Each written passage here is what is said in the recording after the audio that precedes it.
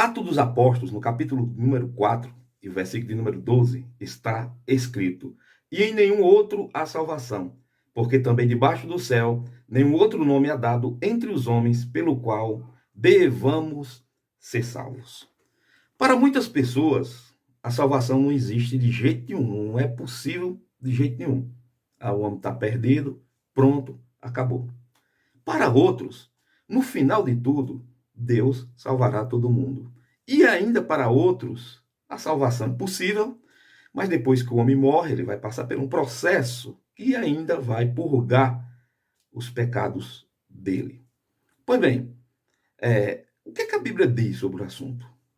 É isso mesmo que a Bíblia diz? A Bíblia diz que no final de tudo Deus salvará todos os homens?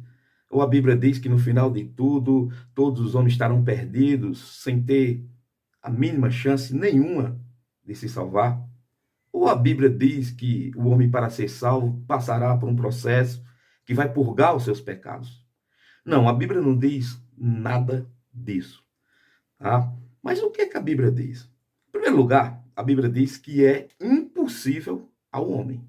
Ao homem, ele conseguir a salvação por ele, por ele, sem Cristo, é totalmente impossível. A Bíblia diz em Isaías, no capítulo número 64, versículo de número 6, que todas as nossas justiças, tudo que nós praticar para Deus, no sentido da salvação, será como um trapo de imundícia. A Bíblia também diz lá em Romanos, no capítulo 3, versículo de número 23, que todos pecaram e destituídos estão da glória de Deus. Agora, uma coisa que eu acho interessante, no mesmo capítulo 3 de Romanos, o versículo de número 12, é que o apóstolo Paulo ele diz o seguinte, ele diz, todos se extraviaram, todos se tornaram inúteis. Então, ao homem é impossível, mas a Deus é possível.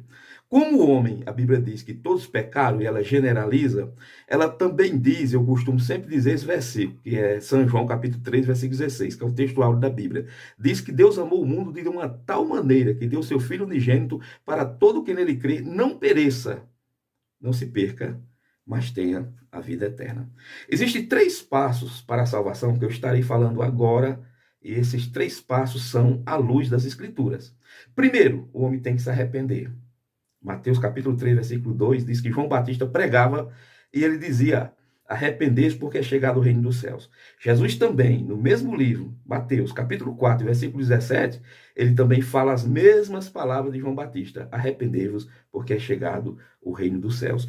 A igreja primitiva, lá no livro de Atos dos Apóstolos, no capítulo de número 3, o versículo de número 38, Pedro diz, arrependei-vos e cada um de vós seja batizado. Então, o primeiro passo é o arrependimento. O segundo passo é a entrega. A Bíblia diz, lá em São João 6 e 37, aquele que vem a mim, de maneira nenhuma eu o lançarei fora. E ainda em Mateus capítulo 11, versículo número 28 até o 30, Jesus faz um convite para vir a ele.